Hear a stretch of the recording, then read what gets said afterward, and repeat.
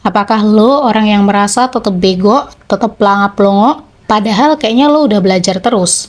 Lo merasa lo itu orang paling bodoh di antara orang-orang lainnya? Tenang, di sini gue akan bantu kalian biar otak kalian itu lebih tajam.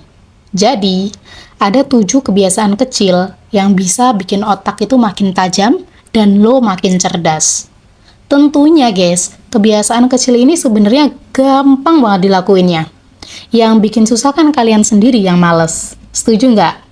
Oke, langsung aja ya. 7 kebiasaan ini bener-bener bukan cuma teori doang. Tapi emang udah diteliti, jadi ada risetnya ya. Dan gue udah buktiin sendiri. Jadi sekarang gantian lo yang buktiin. Oke? Langsung aja yang pertama. Baca sebelum tidur. Kelihatannya emang simple, tapi ini bener-bener berpengaruh banget ke otak.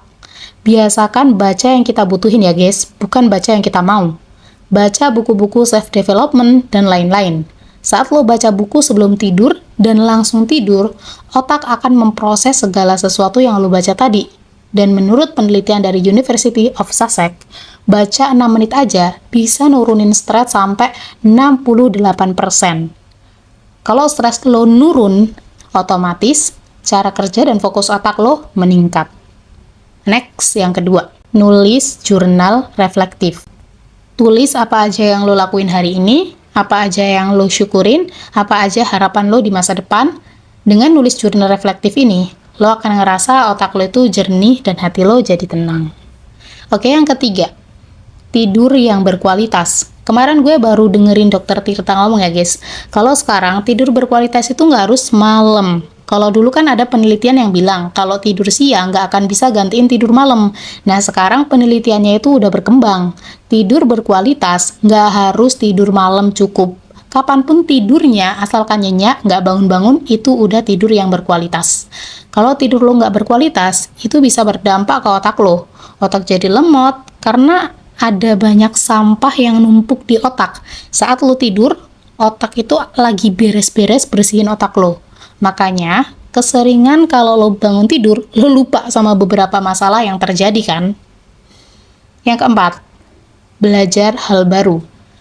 Gue baru tahu juga nih, kalau ada istilah dalam otak tuh namanya neuroplasticity.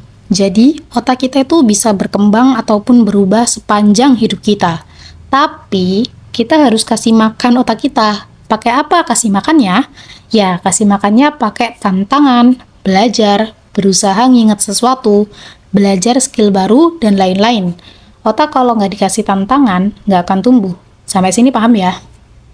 Kita lanjut ke yang kelima, intermittent deep focus.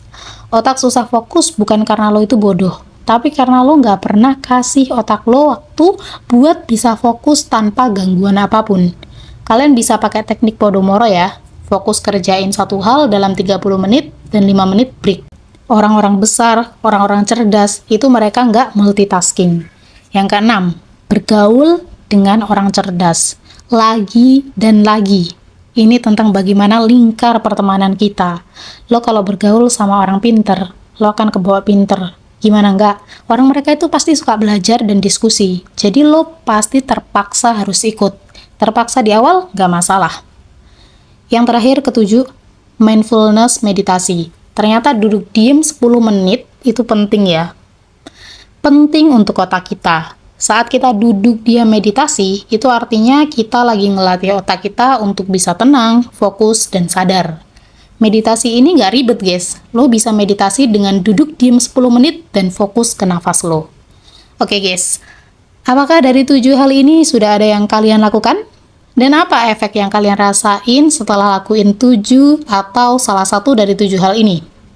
Kalian boleh banget ya share pengalaman yang kalian rasain di kolom komentar. Yuk berkembang bareng dengan subscribe channel ini. Semangat and see you!